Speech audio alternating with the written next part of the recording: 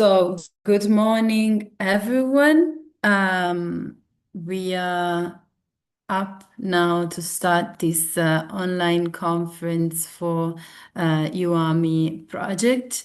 Today's conference will focus on, of course, migration, which is the main topic of this project. But I think that it's more actual than ever because yesterday it has been approved by the Council of the EU a new strict over the migration policy, the European migration policy. And I hope that we will also confront on this topic with our guests. We have here Leoluca Orlando, that maybe some of you have already met in the summer school in Bressanone. He's member of the European Parliament for the Greens. And we have now also Polina Zavershinskaya. Hope I said well.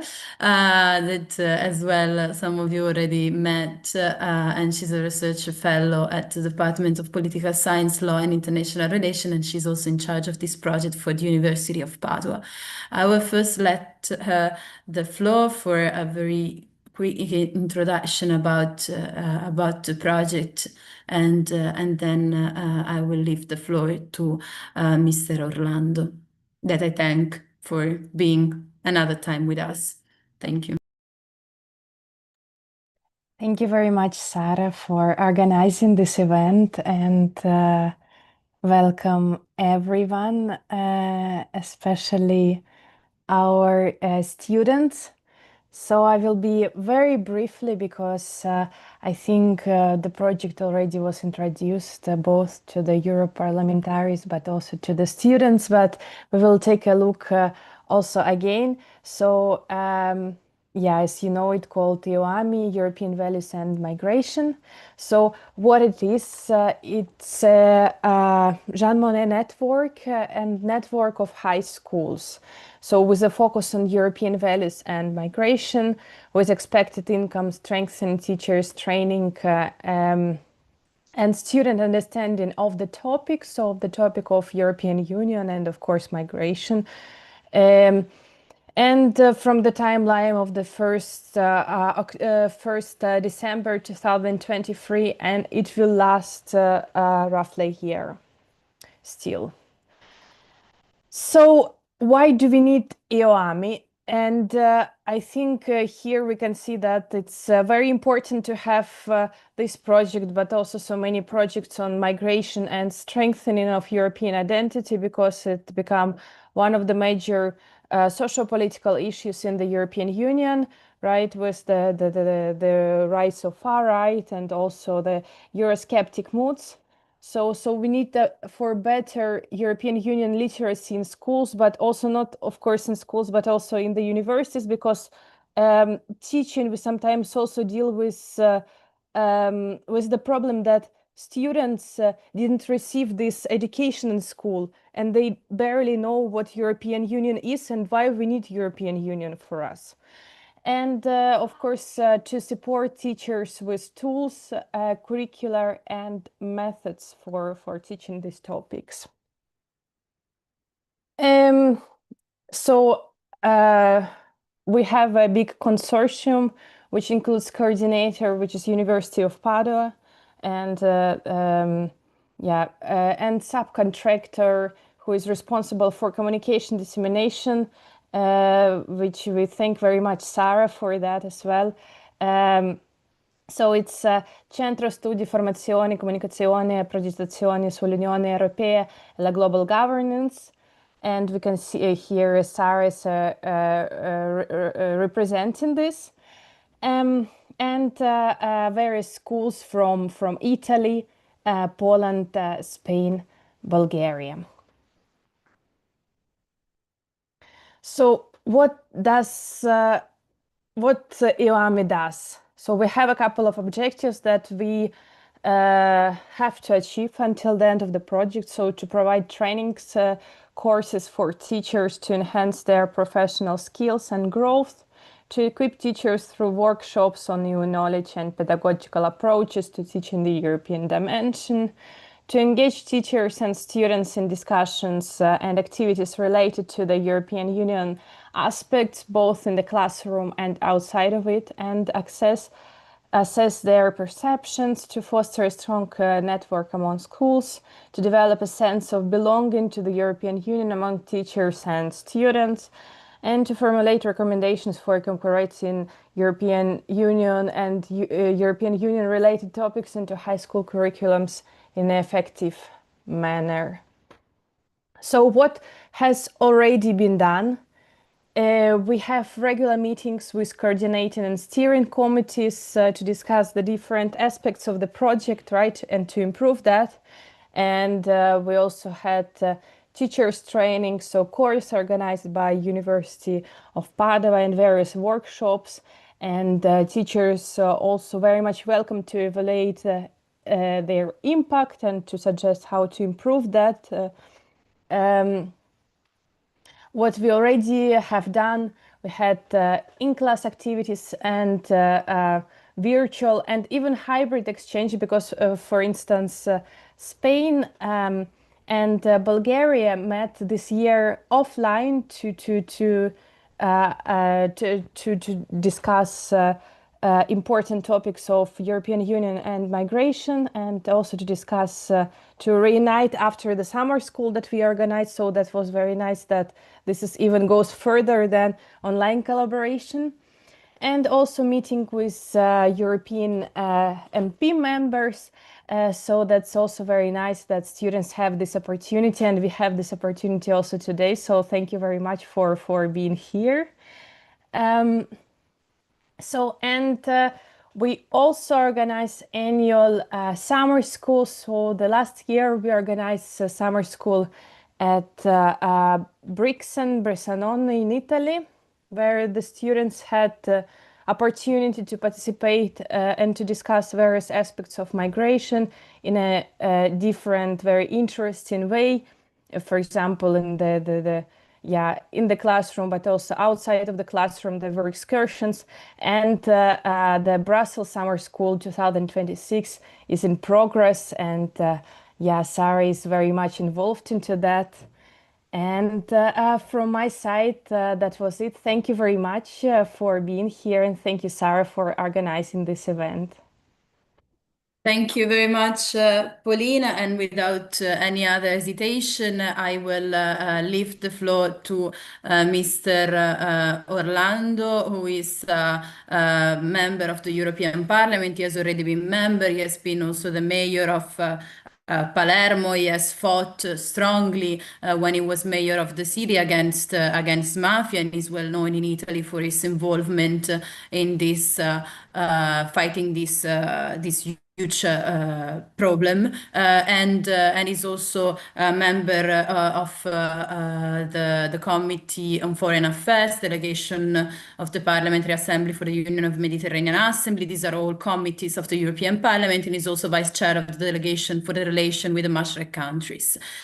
So without any further delay, I would like to ask to you, what do you think of the new policies regarding migration, new decision that both the Parliament and the Council of the European Union have taken, and how do you think that this increasing strict migration policy can be reconciled with the European values? Good morning, Sarah. Really, thanks for your words, for this invitation. We to say thanks, Euractiv.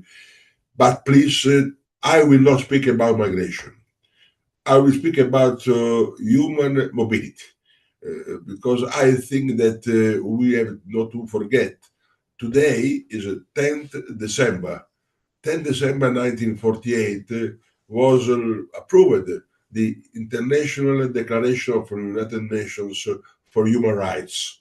And it means that 10 December 1948, the world, all the states, through the United Nations, declared that everyone has the right to leave any country, including his own, and to return to his country. So, since 10 December 1948, the International Declaration of Human Rights say that no one can be obliged to live, to die, to be killed in the place where he was born without authorization of their parents. I was born in Italy, but I did not give authorization to my parents to let me be born in Italy. So I can, and I have to be free to leave Italy, to decide to have another country where to live, another country that can be my homeland and not necessarily the place where I was born and my parents let me be born without authorization. I say that because I think that what we are discussing now is if today we still believe that we are all interdependent. I mean, after Second World War, the humanity, after 50 millions of persons killed by the Second World War, humanity decided to be interdependent. No longer, how in the past, or you are independent or a colony, but the states decide to be interdependent. And decide to be interdependent, they established to have United Nations, decided to have the International Criminal Court, decided to have just the UNESCO, decided to have the World Trade Organization, decided to have European Union. European Union is a symbol of interdependence, just abolishing the borders and letting the people move freely inside this area of uh, something like 500 million of inhabitants. Why I say that? Because I think that what is happening today is that we are destroying the interdependence. We are coming back to the time in which you were independent or you were a colony. It means that we are just living a time that I say is a time of climate change, uh, cultural climate change, political climate change.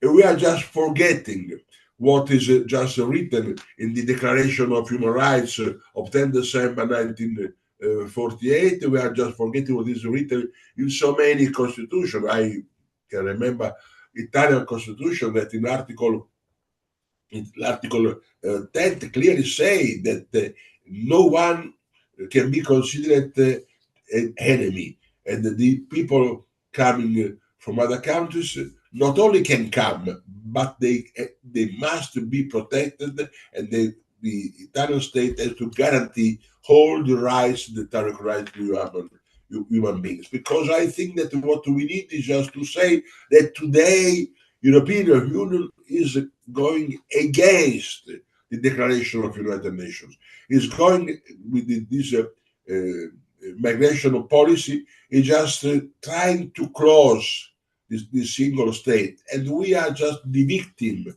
I live in the European Parliament. This terrible moment in which I feel that so many persons are just following the idea that we call sovereignism. Is the sovereignism of Donald Trump, is the sovereignism of Putin, it is sovereignty producing the conflict between the different states, not the peace that is just connected to interdependence, but the war, the conflict between the different states. And this egoism just is the new profile of the state. And so in Europe, many political leader, try to be a little Putin or a little Trump. And it means just to disseminate egoism, disseminate conflict, disseminate fear for diversity. It did not happen in Palermo. You spoke about my experience as mayor of Palermo, and I was mayor of Palermo. And when I was mayor of Palermo, we approved the Charter of Palermo. You can check this charter in internet, the Charter of Palermo on the human mobility. And we declared that the human international mobility is a right, a human right, and that no one can be obliged to live, just to be killed, just to die in the place where we were born. Exactly like Declaration of the United Nations of 10 December 1948. And we say clearly that we welcome everybody, and I welcomed everybody, giving them a visibility, because the migrants, the so-called migrants, They are human beings. Don't forget, they are human beings, just exactly like me, like you, like our brothers, our sisters, our sons, our daughters. We all human beings, and therefore, I normally say that I am racist. Yes, I am racist because I do defend the only existing race, the human race. We have only one race. We make distinction between different races, prepares Dachau and Auschwitz, prepares intolerance and genocide. But just going back to Palermo, we approved the Charter of Palermo, and as mayor of Palermo, I gave to everybody the anagraphic residence. Just saying, Mr. Luke Orlando, he lives in Liberty Street number 33, number 45. With this charter, the person who received the graphic residence by the mayor could just work not in black, could rent an apartment not in black. And one of these guys who received this graphic residence told I say thanks to the mayor Orlando. I don't know him, but I say thanks to the mayor Orlando because he gave to me a graphic residence. And now finally having a graphic residence, I'm visible and I can finally pay the taxes. And I say I can send police to arrest you because I know where you live. I mean, to let the people, human beings, to be all visible is just my goal. Our goal has to be the goal of people who do respect their Independence Day. So I think that what we need is not to celebrate the 4th of July, the Independence Day, you know, the famous Independence Day, especially in Philadelphia for the United States of America. But my proposal is to let the 10th of December to be declared the Interdependence Day, the day in which we are all interdependent. It means to welcome everybody. Don't forget, to welcome everybody is not only moral, not only legal, not only correct, according, of course, international legality, because in many cases, the state law are against the rights. But able to choose between the legality of the law or legality of the rights, I will always stay in the side of legality of the rights. In the name of legality of the rights, I think that we're to say no to this idea of Europe that is changing just the rules about the migrants. It is the temptation of many sovereignists inside Europe to destroy the fundament of European Union. European Union was built after Second World War, abolishing the borders. After Second World War, abolishing the borders between France and Germany, for instance, and that were until a few years before in war, people killing each other. Now you can pass the borders and you don't know if you are in Germany or in France. I think that the message that we need just to say to the European Union: don't destroy your heritage, don't destroy your roots, don't destroy the fundament of a peaceful coexistence. And I think that violating the interdependence, just building a sovereignty, just producing and promoting egoism, we have reached a place in which who is different from me is enemy, who is not in my land, in my country, in my city, in my town is enemy. And it is really not acceptable because people coming from abroad, they are, to welcome them is not only correct, moral, is even convenient. The people in Palermo opened their mind, just welcoming people who gave to God a name different from Jesus Christ, who were eating something different from spaghetti, that were just loving music different from Sicilian music. They opened the mind of people. Therefore, I went just to pray in the mosque for Allah, in the synagogue for Yahweh, in the Hindu temple for Shiva, just to send the message that everybody living in Palermo is a human being, is Palermitan. And when somebody asked to me, how many Palermitans how many migrants do they live in Palermo? I did not reply 80,000, 90,000, 100,000. I replied, no one who lives in Palermo is Palermitan. I did not never make a distinction between who was born in Palermo, who does live in Palermo. It is just a message of peace, and I think that the only way to get peace is promote peace. No, as it now happens even in the European Union under the pressure, the pressure of the sovereignty of Putin, sovereignty of Trump, sovereignty of different sovereign states inside the European Union, like, for instance, Italy, that many persons are wrong when they say that to get peace, we need military victory. No, to have peace, we need diplomacy, we need dialogue, we need interdependence.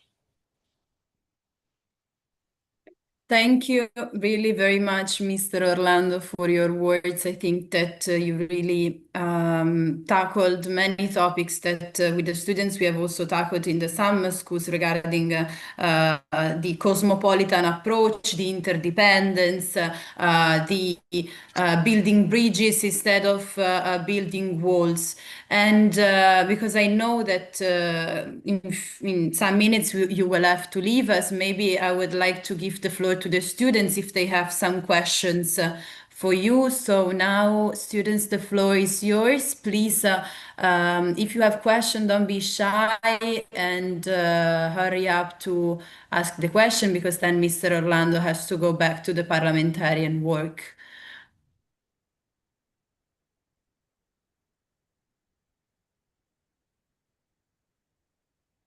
If no one is just asking, I just wish to add something else. You said you spoke about globality and about interdependence. I think that we need to promote global interdependent project. It's not possible to accept that the only global interdependent is the financial capitalism. Today, if you mention, the only global interdependent is financial capitalism, and we are just in front of the question: where is the democracy? Where is participation of the people? Where is the politics? And we are just suffering, just noticing, just like persons like Dalai Lama, persons like Greta Thunberg, persons like Pope Francis. They appear to be just a prophet, just crying in the desert. No one hearing them.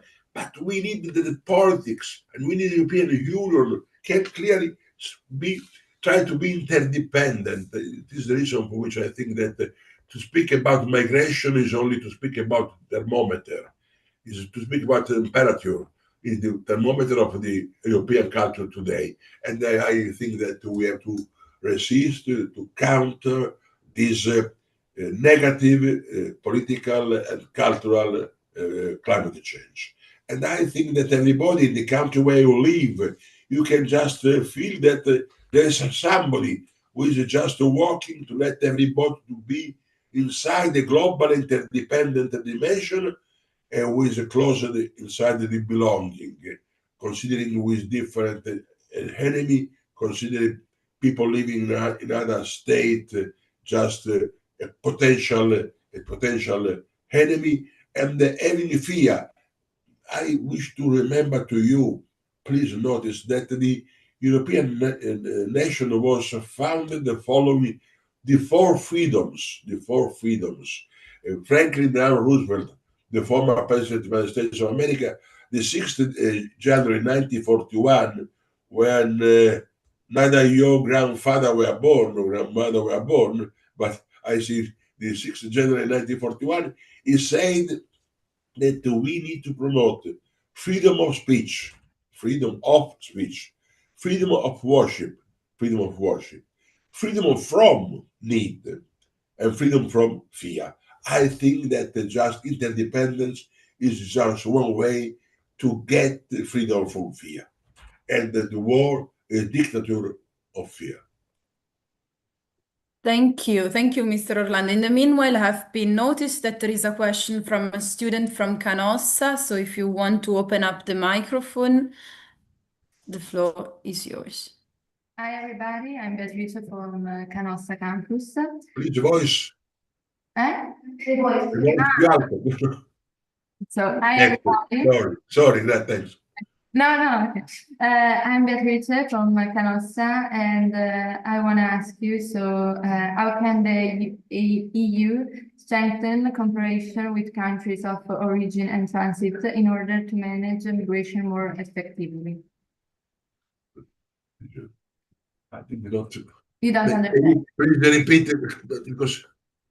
So, how can the EU strengthen cooperation with countries of origin and transit in order to manage? Thanks for the question. You Thanks understand? for the question. Okay. Thanks. First of all, we have just to notice that the European Union makes the distinction between safe country and not safe country. So the country from where the migrants come can be considered safe or not safe. If they are considered not safe, so if a migrant arrives from a not safe country, recognized as not safe country, he has the right to stay in Europe. He can be considered a refugee. He has the right to get asylum. But if the migrant comes from a not a so-called safe country, he has not right to be welcomed, and he can be just sent back to his country of origin. You can understand how important it is to establish if a country is safe or not, because if a country is not safe, people just escaping, coming from this country, they can stay in Europe. People coming from a country that is considered safe, he has no right. I mean, you can understand the difference. And recently, what happened is that the European Council established, for instance, that Bangladesh is a safe country. Tunisia is a safe country. I don't know if it's possible to consider Tunisia a safe country, because I know that in Tunisia there is a dictatorship. I don't know that we can say that Bangladesh is a safe country, because I know that there are really so many acts of violence. So when the European Union says Bangladesh is a safe country, if you come from safe country, the European Union do not accept you. So you can understand that the way you establish the criteria you just choose to establish if you are safe or not, they are also important, because from this choose comes as a consequence respect or no respect of human rights. And what I wish just to say that now we have something that is worse. European Union is starting to do what we call externalization of migration policy. Externalization of migration policy is, for instance, what happened and happens in relation between Italy and Libya. The Italian government gives money, gives ships, gives weapons to the so-called Libyan authorities. So-called Libyan authorities because they are criminal group that are dominating the territory of Libya. Well, it's giving money them to let migrants to be stopped in Libya, and it is a criminogenic system, because under the umbrella of the relations with Italy, under the umbrella of the financial agreement with a democratic country like Italy, all the criminals in Libya can do what they want, and they can just let thousands and thousands of so-called migrants in an open-air prison, just with violence against the women, just with the torture, just killing them. So you can understand that the European Union is just going so far from the Declaration of Human Rights, so far from the respect of human rights, so far from the interdependence. And here in the European Parliament, we are strongly engaged just to stop this wave, and just to say that everybody is a human being, just to say that you have to consider the when you speak about a so-called migrant, you are speaking about a person that could be your brother, your sister, your son, your daughter.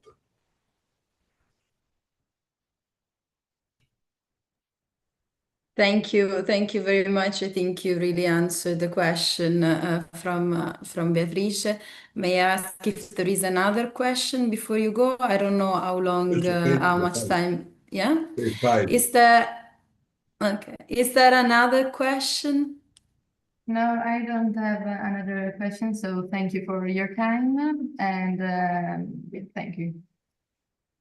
I wish Maybe. to say you thanks and thanks to all of you for your attention, because you have to consider that your life will depend for your decision today. So you can decide to live in a life of conflicts, of egoism, or you can decide to live in a world of peace. And we have to take care about what happens in politics, because in many cases, people don't believe in politics and they stay at home. Please, please give your contribution. Decide what you want. Decide what you want. I, of course, cannot say what you have to decide, but please participate to democratic life of Europe, democratic life of your country, democratic life of your region, democratic life of your city, the democratic life of your neighborhood, because we need just to build sense of community, sense of community. And please don't ask to the friend, don't ask to the person you meet, whom do you belong to? In many cases, we ask, whom do you belong to? Please ask who are you, not whom do you belong to, because belonging is not important. What is important is identity, and every human being has a different identity. I, the identity does not come from the blood of the parents. The identity does not come from the blood of the parents. I know the identity of my father. My daughters have not my identity. I know the identity of my brother. Everybody has a different identity, because identity is just the consequence of our dream, of our love, of our mistakes, of our project, or of our nightmare. It's just so we have in the world. Let me just leave you with the message: we have in the world only one race, human race, and 7 billions of identities. One human race, 7 billion of identities. It means that my identity does not depend from the blood of the parents. I make no distinction between who was born in Bangladesh, who was born in Germany, or who was born in Padova. Thanks a lot. Thank you very much, Mr. Orlando, also for these inspiring words for the students. I hope that we will have the chance to be in touch with you again, and thank you very much for showing up for the second time with us. And it's really appreciating how MEPs, because members of the European Parliament sometimes are seen very far from us, but actually it is super important to have direct contact with members of the European Parliament. And for all the schools, just remember that the members of the European Parliament, they have to spend a week in their own country, so you will also have the chance, if you want to contact them, to get in touch with them, because they are not like ghosts or someone very far, but they are people concrete that live and work in Brussels, but they also live and work in their own territories. Thanks a lot. Thanks. Please don't forget to try, if possible, to read the Charter of Palermo. If you have time to read my Fighting the Mafia, my encounter books, and the Italian language, my Enigma Palermo, because I try just to say my experience. And I have a tremendous experience. George Bernard Shaw said that experience is the name we give to our mistakes. So I have a tremendous experience, because I did so many mistakes in my life. And I hope that you will not do my mistakes. Thanks a lot. Best wishes. Thank you again, Bye-bye. Mr. Orlando. Bye. So everyone, students, in the meanwhile that we are waiting for the other guests to come. If they have not been stuck into the parliamentarian work, hopefully not. I'm still waiting for a feedback from them. In the meanwhile, maybe we can just do a recap of what has been said, and also maybe I can deepen a bit and also ask something to Paulina, who is studying specifically this subject, and she has also given a lecture in Brixen. So I've put in the chat, I hope that all of you can see some articles regarding what the European Parliament has approved, and the Council of the European Union, which is the, let's say, other chamber of the European Union, has approved regarding migration policy. And I tried to find articles in all your languages. Unfortunately, Euractiv Bulgaria has been closed, so we don't have it in Bulgarian, but we have it in English, Italian, Spanish, and Polish. So just to give you an idea, as Mr. Orlando was saying, the European Union has made agreements in the past and still is making agreements with Turkey and Libya for keeping the migrant people inside the country and avoiding them to cross the borders to come to the European countries. But yesterday, the Council of the European Union has approved another measure which strict even more the immigration policies, because it states that, as Orlando was saying, that the country, let's say that it's more difficult to come and to get asylum if you come from a list of country of origin which have been declared safe by the European Union. As he was saying, Bangladesh is one of those, Egypt is one of those, Colombia and Tunisia and many other countries. Of course, then every time there is the individual screening, let's say, of the single person situation. But definitely it will cause some sorts of problems for the people who try to migrate from those countries to the European Union, because of course it gets more difficult.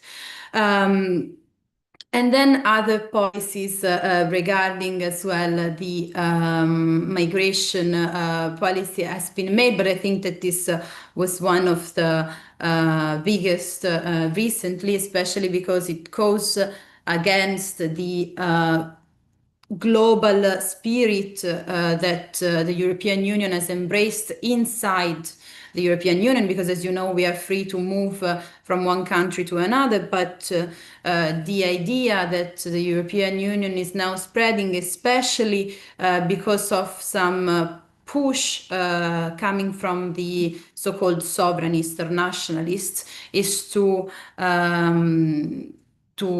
close more the external border, to create a European fortress in order to guarantee freedom of movement inside the European Union, which is, of course,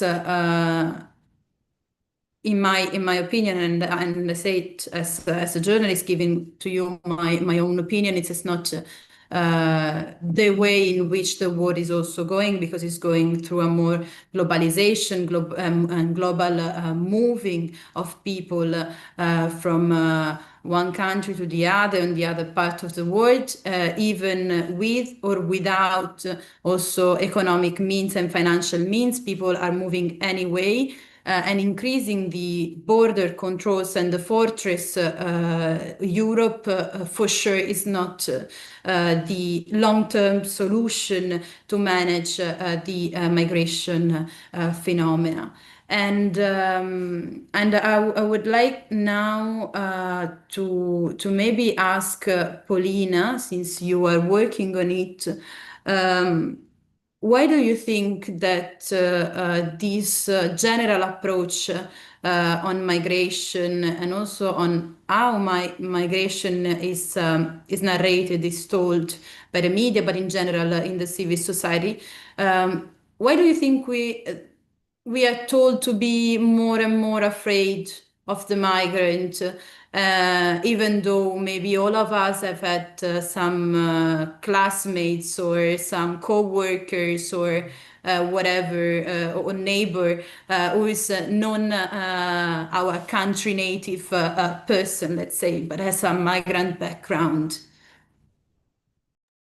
Thank you very much, Sarah. Yes, it's very important also first to acknowledge that every one of us or a lot of us have migration background. I was not born myself as a European citizen, right? I became one, and now I'm again migrant because I'm German. I'm first Russian, I'm German, and then I moved to Italy, right? So there is nothing scary, I don't know, about me or about other migrants, right?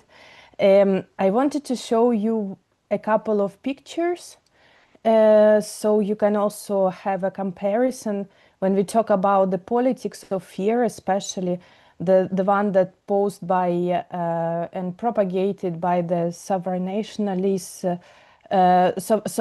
sovereignists, and also what we call them as a far right, as an extreme right that is trying to reduce our solidarity into the solidarity with some kind of imagined group, imagined Bulgarians, imagined Spanish, imagined Polish, imagined Italian, usually presented as a white Christian, while others are allegedly threatening the identity, but of course it's not the case.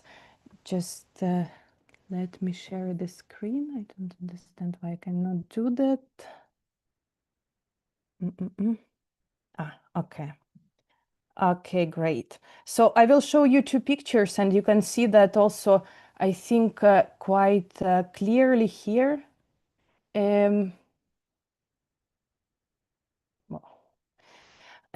Yeah, so we have two pictures. Do you see that? Can you indicate me some reaction? Okay, and guys, you? Okay, great.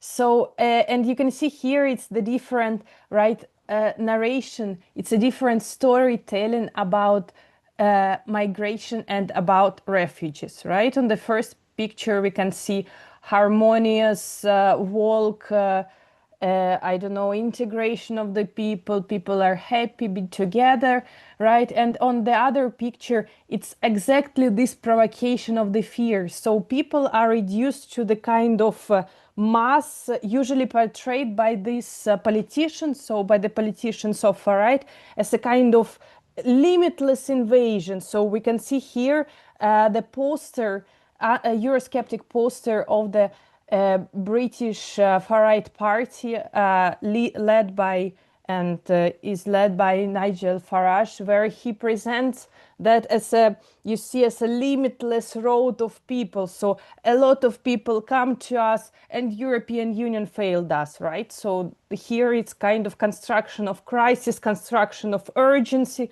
construction of the situation that we have to fix somehow, and that's why they're so successful, right? So they construct the crisis themselves when you, right, when you don't have the crisis actually. So when the system is managing the migration, they still portray it for you as something that is not manageable by the politicians in order to promote their own agenda, in order to replace these allegedly incompetent politicians with their own figures, right? So this is construction of the crisis, construction, so to provoke our fear, to provoke our also outrage. As you can see here in the photo, there is this portrayal of some kind of lazy South, or for example, that I don't know, these people don't, why these people coming to us if they can go back and do vacations in Syria, right? In Syria, where it was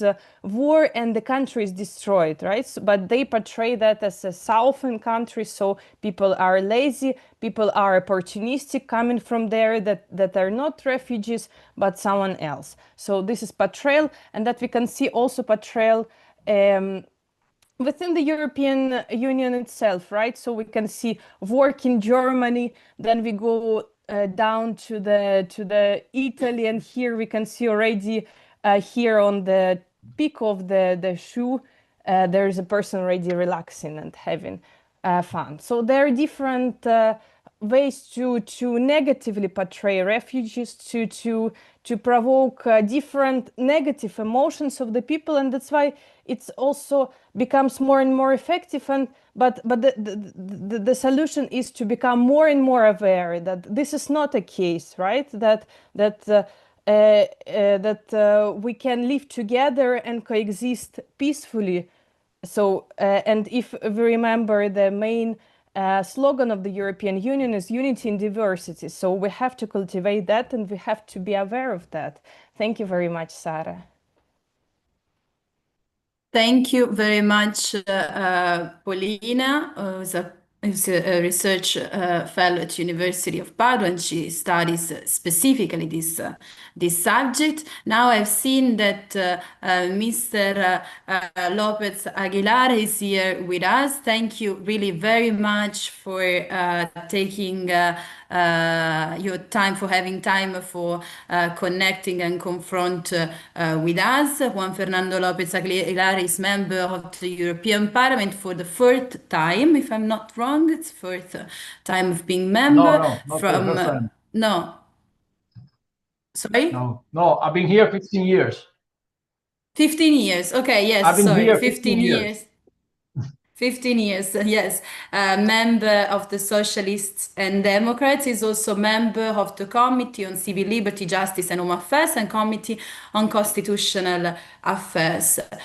Just to give you an overview of what we have said till now, there's been an introduction by Paulina regarding this project, which is European Values and Migration, a Jean Monnet project co-funded by the European Union, and we focus specifically on how the European values are connected with the migration policy that European Union somehow puts into practice. We have had the speech from Mr. Orlando from the Greens, who has told us about the importance of interdependence between the people, so going beyond the national, let's say, limits. And we have now recalled a bit what the European Union, the Council of the European Union, has approved yesterday as a measure on migration. So my question for you, and my general questions for you, and I thank you again for being here, is since the European Union is going towards a stricter management of the migration phenomena in general, making also agreements with third countries. How do you think that these can be reconciled with the European values? Isn't it in contrast the approach that the European Union is taking today? And since you're also member on the Committee on Constitutional Affairs, maybe you can also give the students an overview about the limits that the European Union has, since there is not a real common foreign policy, because it's under the unanimity as some of the most important policies of the European Union. So the floor is yours, and thank you again for being with us. Well, first of all, the short answer to your question is yes, obviously, yes. The European Union is going to a more rigid, strict, regressive, and negative policy making towards migration and asylum. That's only obvious. And second, as to it's to be reconciled with EU values, harder and harder and harder. And yet, it's a battle worth fighting. And that battle I've been fighting for the 15 years I've been in the European Parliament, have chaired the Libe Committee, which is the Committee of Liberty, Justice, and Home Affairs, for 10 years. So, first of all, thank you for the invitation. I hope to be of some use to your conversation, those of us who are online and those of you who are physically present, having an open conversation, an open talk about this narrative on migration and asylum issues. Let me begin with the storytelling. The Libe Committee is the committee in charge on fundamental rights, liberties, justice, and home affairs, including migration and asylum policies. The Libe Committee is the #1 lawmaking committee in the House because it's about making laws, the European Parliament. The European Parliament is the only directly elected body of supranational scope, but most importantly, the only directly elected body, supranational and lawmaking institution, not only in the European architecture, in the world. We do make laws in the European Parliament, and according to the mandate of the Treaty of Lisbon and the Charter of Fundamental Rights, which entered into force in 2009, that means 16 years now, there has to be not only a European common migration system based on laws, on EU laws, but also a European common asylum system based on laws. Having said this, it's obvious that it's become, over the years, the most divisive issue outside, the most divisive issue in the European agenda. It's divisive geographically. It's not the same to be a Baltic than to be a Southern European. It's not the same to be obsessed with Putin than to be very close to Africa, as it is the case of the Canary Islands, where I belong. I was born in the Canary Islands, although when it comes to the European Parliament, you go national, the list is national, but I do belong to the Canaries. My family is there, my home is there. I was born there. And yet, yes, we see that the African continent is closer than ever before in globalization. It's always been there, very close, just a few miles away from our coast of the Canary Islands, but still in the globalization, it's never been closer. And the contrast cannot be deeper. Demographically, Africa is an explosion, a demographic explosion. And Europe is aging by contrast. Europe is growing older and older and older, but Africa is always becoming younger and younger and younger, and more and more and more. We are becoming lesser and they're becoming more. So it's impossible that they do not try to be on the move and try to approach. But then it's divisive also ideologically, because it's not the same the progressive response than the reactionary nationalist response towards migration and asylum. The progressive response leans on humanitarian approach, on social responsibility, whereas the nationalist reactionary response lies heavily on fear-mongering, scaring people around migration, picturing migration as a threat to our security or to our identity. And then it has also proved to be divisive electorally, not only politically, electorally. Actual elections are being decided more and more on the migration axis. So yes, it takes a European response, but so far the European response has been pretty negative. That is why we try to put some order into this array. I worked real hard through 2 mandates in a row of the European Parliament to bring about legislation based on the principles that are enshrined on the Charter of Functioning of the European Union. Shared responsibility and binding solidarity. Article 80 of the Treaty of Functioning of the European Union. It mandates that there should be migration and asylum legislation based on shared responsibility and binding solidarity. That is why we put in place a migration and asylum pact consisting of 5 regulations, which are bound together, making up a system, intertwined. So building up a European scale of response. But in this mandate of the European Parliament, the arithmetics is also self-eloquent, is self-evident. The arithmetic of the European Parliament shows a European Parliament leading on the right like never before. The PP with 3 far-right groups sum up the 60% of the seats in the European Parliament. That means, in practice, that they are becoming increasingly negative towards migration and picturing migration as a threat, and try to put new legislation which is not only beyond the perimeter of the Migration Asylum Pact that we adopted the past mandate, consisting of legislation, but also in contradiction with the goals that we achieved. And that is why we have seen in this mandate of the European Parliament talking about returns, return hubs, subcontracting, outsourcing migration and asylum policies with third countries, and a wider list of safe countries of origin which doesn't have to have a link with the origin of migrants, with the transit of migrants, or with the citizenship of migrants. No link whatsoever, insofar as they are willing to accept the retention hubs in their own territory. Those initiatives that are now on the way in the European Parliament are completely in contradiction with the perimeter, the scope, and the content of the 5 regulations that we adopted in the European Parliament the past mandate. So in the end, at the end of the day, yes, it is also a matter of narrative. But I am a progressive. I am a Spanish socialist. And I do believe that migration is not a threat. Migration has always been a fact in the story of mankind. It has always existed. Bringing down migration to zero is dystopia. It's not going to work. It's never going to happen. It's never happened in the history of mankind. It's never happened that migration was zero. The history of mankind, the history of humanity, is history of people on the move, moving somewhere. There will always be people who, having been born in a place, do have the aspiration, the hope, or the need to move somewhere else. When they need, because of prosecution, because of risk for their life or integrity, they are asylum seekers seeking for international protection. And they have a right. They have a right under humanitarian international law, which is to be protected by all the member states of the European Union and the European Union in all.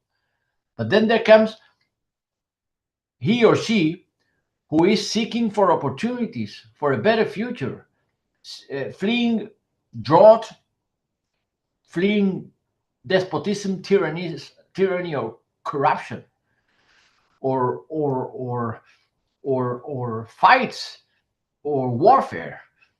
So they have a right to migrate, and they try to migrate. It's always been a fact, and we don't need to panic. In the European Union, we're 27 member states, 450 million citizens, shaping one of the most prosperous spaces in the world. In a very unequal world, the European Union is a fortress of well-being. So we can manage if we do it together according to our values, consistent with our laws, and based on the principles which are enshrined in the treaty: shared responsibility and solidarity. If we do, then we have a chance to succeed, managing migration according to our values, our legislation, and our principles. But if we panic and go national, every state on its own, then we are doomed to fail. There is not a chance, not the smallest of the member states, Malta, not the biggest, Germany, to respond to migration as a fact in the globalization on its own. If you do it on your own, then you're doomed. If you have a space of free movement, as is the case of the European Union, ruled by Schengen principle, which is free movement, free residence, then you have to commonly share your external borders, but do it according to laws and humanitarian laws, not on contempt of international law, international humanitarian law, and with disrespect of human dignity or violation of human rights. So, just to conclude, it is only obvious that according to the actual relation of forces in the European institutions, with a clear far right plus right majority in the European Parliament, with a clear far right plus right majority in the Council, with very few progressive governments willing to share responsibility and show solidarity, and the same goes as to the Commission, with regressive policies, then we can only see that the narrative goes increasingly in denial of migration as a fact, and grow increasingly negative towards migration, picturing migration as a threat. Surely you have heard the rhetoric of the great replacement. Lerongo en Place, Ersetzung, Umvolkung, they call it in different languages of the European Union. The idea is that if migrants are not expelled, sooner than later, European will not be white and Christian, will be black and Muslim. That is the panic they are trying to spread. That's the fear mongering of the far right against migration. It's absolute nonsense. Migrants are not a conspiracy. They are not part of a plot. They are not conspiring against Europe, identity, or values. They're simply seeking for opportunities, and well managed and well handled, they can be an actual contribution to European welfare and demographic regreening. It's shown by the case of Spain, which is an exception. With a progressive government in Spain, migrants are actually contributing to Spain being in the locomotive of social and economic growth in Europe. Unemployment decline and the increasing prosperity and opportunity. Spain is the locomotive of European economy in the Eurozone, precisely among other factors, precisely of the increase of population due to a positive attitude towards migrants. So we need to change the narrative. We need to change the look. We need to change the attitude. And of course, we need to change the quality of our response. We won't manage migration by denying our values and violating our own legislation besides international and humanitarian law. And my final point is that besides all the component elements of the Migration and Asylum Pact, which is migration and asylum management, regulation, screening regulation, controlling who's entering the territory of the European Union, Eurodac, which is biometrics, identifying who is entering the territory of the European Union, asylum procedure regulation, which is common procedural guarantees for asylum seekers, and then crisis regulation, which is how to respond in a situation of massive influx or arrivals, particularly after search and rescue operations. Having done all that, we still have to do three things in addition. One, opening up legal pathways, giving a chance to those who are trying to make it to the European Union so that they don't need to risk their lives or perish in the attempt, which is often the case, particularly in the Canarian route. You know, I'm a Canarian. Just last year, 47 were rescued in the seas. 47,000 were rescued in the seas around the Canaries, but 10,000 perished in the attempt of setting foot on the Canaries. They didn't make it. 10,000 perished in the seas just last year. Then we need to open up legal pathways. We need, of course, to coordinate our search and rescue operations, not to be counterproductive, but to be productive. And then we need to crack down on the business model of illicit trafficking of human beings, of the criminal organizations which are exploiting desperation around Europe, particularly in Africa and through Africa. But again, the best way to dismantle the business model of illicit trafficking of human beings and the best way to reduce the deaths in the sea, making it more effective search and rescue, you know what is? Again, opening up legal pathways. Because if you open legal pathways, they don't have to go through international criminal organizations, and they don't need to be rescued in the seas. If you open legal pathways, they can make it by plane. And they don't have to enslave themselves for a whole life long for the sake of setting foot on the European Union if they can make it regularly, legally, paying an ordinary fare of an air company to make it to Europe legally.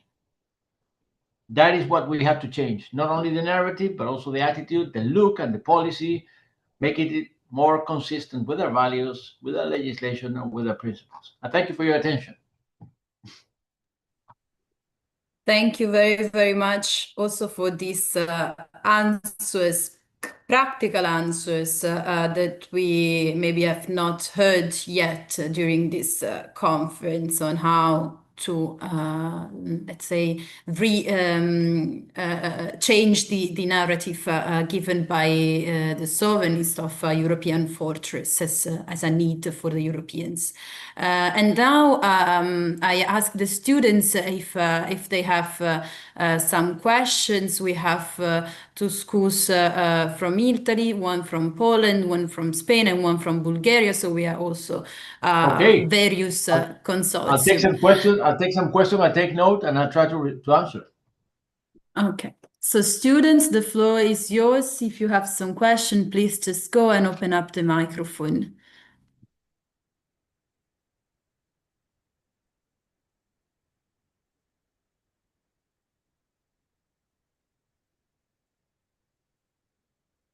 Don't be shy. Maybe in the meanwhile, Come I on. have a question, Yeah. if you don't mind. Yeah, sure.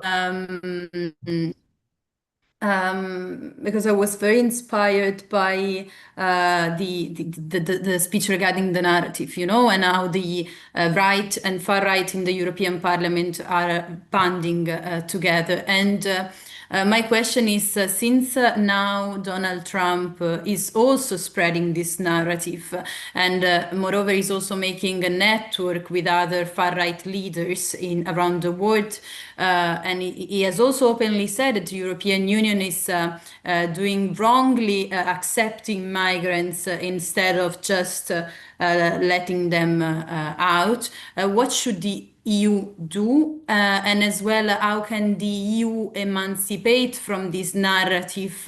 How can the EU be more strong and more democratic and more empowered also to counterbalance the narrative and the push that also the American administration is making over Europe. And maybe a second question, and then I suggest the students to really don't be shy and ask, because it's a chance that you don't have often to confront with a member of the European Parliament. The other question maybe is more practical. What could the students do? How can they be informed and not driven by this narrative regarding migration? Well, thank you. Should I wait for some other question from the students? Is there anyone else? Raising hand, making a point? I'm all ears. Anyone? If not the case, then I'll try to answer your couple of questions. Is it okay? Then first, you have widened the scope. You've gone beyond the perimeter of the European Union. You have touched upon Trump's second arrival to the White House, which is certainly bad news for the European Union in every possible way. But it only adds up to this increasing tide of xenophobia and reactionary-minded approaches, negative approaches towards migration and asylum seekers as a threat. So they should be somehow rejected one way or the other. Actually, it doesn't matter how. You see many reactionary populist or right-wing or far right-wing rulers and governments around the table, not only in the European Union but also abroad, are trying to first fearmonger about migration and then exploit electorally the fear that they have mongered, that they have spread. First, they spread panicking, and then they exploit the panic. They say, hey, listen, migrants are the scapegoat of your malaise, of your impoverishment, of your worsening labor conditions, your worsening life conditions. You know what? Migrants are to blame. They are stealing your opportunities.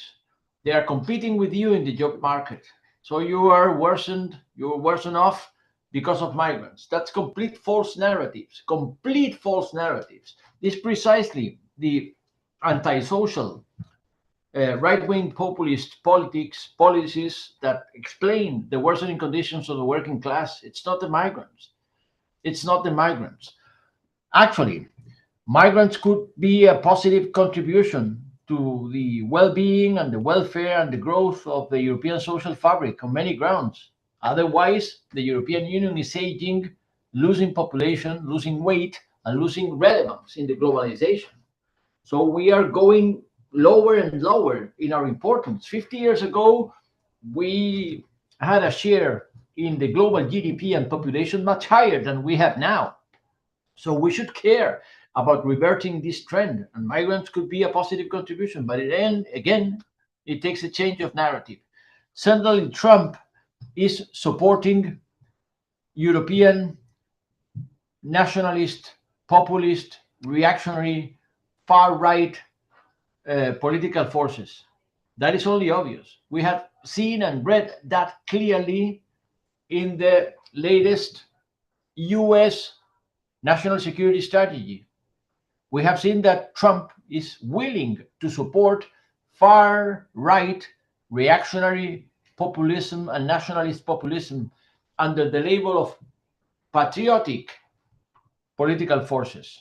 Actually, there is a far right political group in the European Parliament now by the name of Patriots who feel encouraged by Donald Trump with their fear mongering and their scapegoating of migrants. They picture migrants as incompatible with EU values.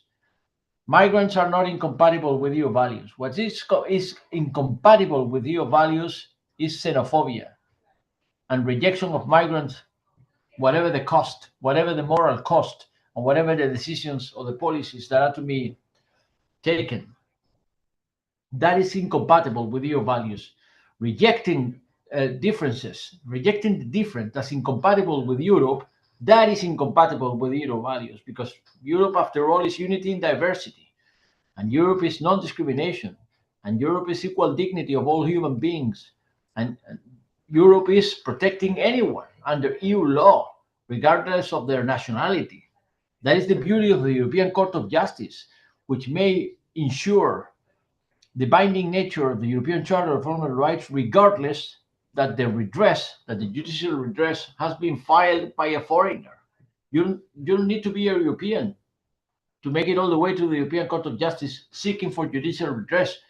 You can do that even if you're a Moroccan, even if you're an African. You can do that. Go all the way to the European Court of Justice seeking for protection for your rights. And that's the beauty of the European law, of the European values, which are comprehensive, inclusive, not the other way around, not exclusive and not discriminatory. And the second point is that for the youngers, to fight the narrative, to fight the negative narrative, of course, there is a combination of virtuous elements. Not easy to combine. But if I have to resort to the short answer to the very complex question, is protect yourself before social media. Addictive algorithms in social media are handled by a very limited circle of tycoons, mostly far right. Tycoons, multi-billionaires, Elon Musk, Mark Zuckerberg, just examples. Jeff Bezos, just examples. Or all of them, far right multi-billionaires, which are designing their algorithms to make you addict to videos which spread hate. Hate, designed to hate differences. Designed to hate those who don't belong to your limited circle of reference, to your bubble. And certainly social media have proved extremely effective in order to spread hate speech and hence hate crime. So the short answer is protect yourself before the exposure to social media. Fact checking. Think for yourself. Develop critical thinking. Of course, read as much as you can. Do not accept the short bites of a tweet or of a TikTok video as the only way of expressing or communicating politics.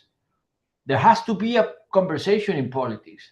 And for conversation, it takes arguments. It takes reasonings. not only images, not only bytes, not only a 5 seconds video or a 30 seconds video. It takes reasoning and exchange of reasonings. So certainly digital literacy, information, developing critical thinking is absolutely essential to counter the negative narratives to which we are exposed, because otherwise we are enslaved by our own bubble. And the bubble is created by those addictive algorithms which have a tendency to make you an imbecile, to make you more and more childish, and behave like a thug, if not like a gorilla or an animal. That's not the way we should develop our thinking, by reacting with violence against everything that is different to us.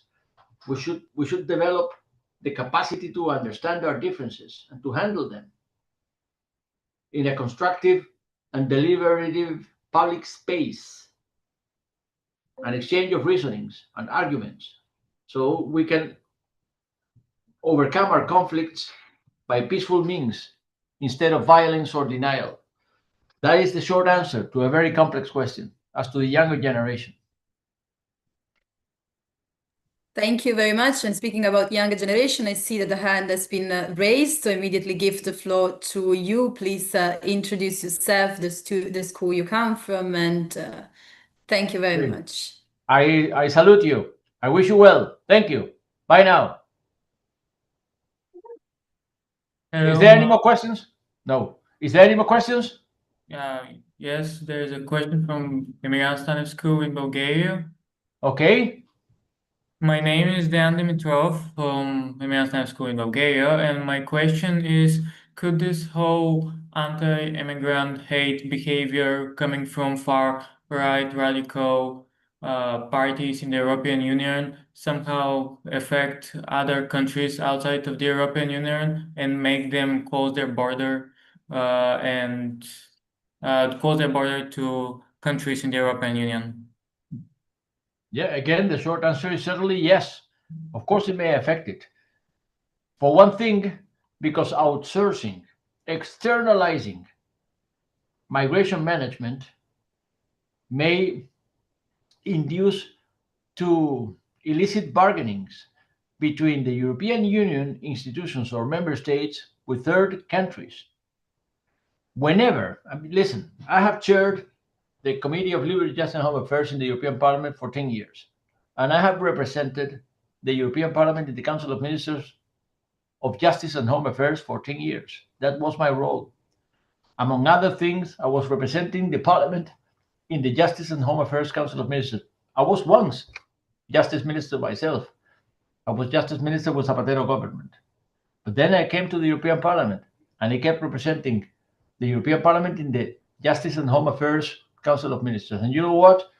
In the Council of Ministers of Interior, there are many who think we gotta get migrants out of our sight, no matter how, no matter the cost. The really important thing is that they don't make it here, that they are stopped somewhere else. So, in order to achieve that, keeping them out of our sight, there are some ways. We could negotiate with whomever is in Libya. You know what? Libya was once a no place, was a failed state. Now it's absolute nowhere. There is no one in charge in Libya. There are militia, there are warlords. But anyhow, you talk to some warlords, you pay them money so that they keep those who are trying to embark into the Mediterranean towards Europe in Libya. No matter the cost, no matter the violation of the human rights, I don't care, insofar as you keep them out of my sight.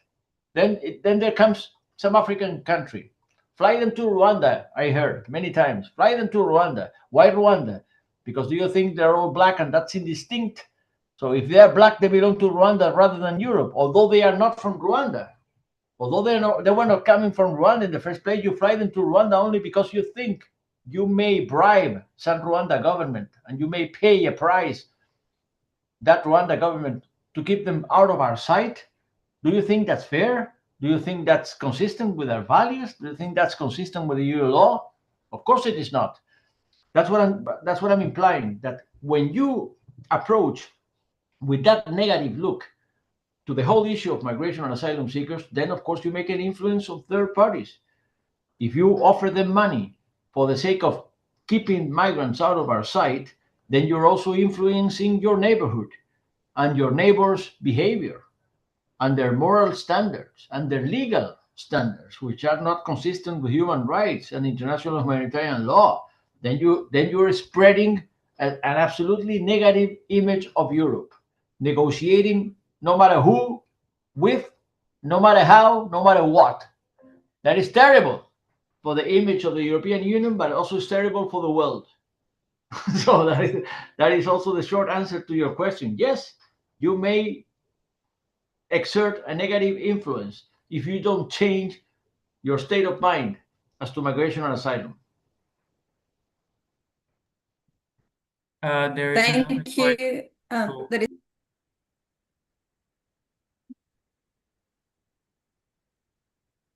Yes, hello, I'm Ivaila, and I'm also from Emilia Stanev. My question is following Dan's question. What can we young people do to prevent the spreading of this anti-immigration and far-right ideology around our peers, around the people in our country and other countries? What can we do as people with very little power over everyone? Listen, I've been involved in lawmaking for 15 years in the European Parliament. Before, of course, I was a lawmaker at national level. As Minister of Justice, I was a lawmaker myself. And I was also a member of the Spanish Parliament. But now I'm in the European Parliament, and I do make laws at European scale. And you know what? I've spent much time listening to organizations, civil society, human rights activists, Amnesty International, of course, international organizations, and young activists. You can make a difference. You can actually shake up the European institutions, make your voices heard, be vocal, fight a whole life long. Because my experience, of course, I've grown old, and my experience is that fight never ends. When I was a youngster, I thought that justice would come about. It never did. Actually, it never did. But still, it's a fight worth fighting a whole life long. There are still inequalities around. I fought inequalities and discrimination all of my life. They never disappeared. Some discriminations I have managed to counter, for sure. I was Minister of Justice. I brought about legislation on same-sex marriages, speedy divorce, transgender rights. Yes, some discriminations I fought, and I made some progress. But still, there's discrimination. Still, there's injustice. Still, there is inequality, and of course, still there is a lot of xenophobia and negative attitudes towards migrants. We gotta fight that negative narrative, and we gotta fight it with good reasoning, not being scared and not stepping back. You gotta tell everybody that migrants are not a conspiracy. Migrants are not coming to Europe as an invasion. They are actually not. They are not invading us. The few thousands that actually make it to Europe can actually be handled properly, only if we will. And I share with you an example which is very visible. After the war of aggression by Putin against Ukraine, Europe activated at last, we called for it many times, but finally, Europe activated at last the so-called Temporary Protection Directive, which means in practice that all people fleeing the war are entitled to enter the territory of the European Union visa-free, free movement, free residence, access to job market and social services, which are linked to the job market. As a consequence, Europe have received, ever since the war of aggression by Putin against Ukraine, 11 million Ukrainians. 11 million Ukrainians. Have you seen that the European social services have crumbled down? That our educational system collapsed? that our healthcare system collapsed. It didn't happen. We managed. We have managed. If we managed to receive 11 million Ukrainians, why should we panic by 47 Africans rescued in the seas trying to make it to the Canaries? Why should we panic? We can handle them. If we, of course, we relocate them with solidarity and we pay respect to the human rights involved, we can actually manage. We are 450 million European citizens, 27 member states. We should not panic before migration. They are not invading us. They are not replacing us. They are not threatening us. They're trying to come here for opportunities. If we give them certain dignity, they could actually work and contribute to our well being. We need to change our mind. That is the point. Thank you so much. Okay. Thank you very much, Mr. Lopez. Unfortunately, we have to close the conference because the students have to go back pleasure. to the classes, but we will be happy to invite you in case we will get in touch to the summer schools that we will do in Brussels, and it should be during the time that you all MEPs are there, because I checked many times. So Okay, I only hope I was useful to you, and I salute you. I wish you well. Go ahead. Thank you. Thank you so much. Thank you very much. Thank you Bye very much now. for being here. Bye, bye, bye. And thanks to all of you. I hope that you enjoyed this moment. We will of course have another similar moment, but in person in Brussels. And we will have a conference in the European Parliament with MEPs, so there will be the chance. And I just wanted to say that today we have an Italian and a Spanish parliamentarians, but I've contacted plenty of MEPs also from Poland and Bulgaria. So in case it's needed, but this is for the teacher, but I would tell them anyway that there is, of course, always the possibility to contact them, because now we have also the contacts of these people. So really thanks to all of you for the participation, hoping you enjoyed, and we will write the article for Euractiv on this conference, but as always, I also invite you to write the articles, your students. So if you, maybe there was something that really interested you, I suggest you to write an article for your active newspaper, and then through your teacher you can always send it to me. Thanks again to Paulina for attending the meeting, and have a nice day, have good classes. Thank you very much, everyone. Thank you very much, Sarah. Bye.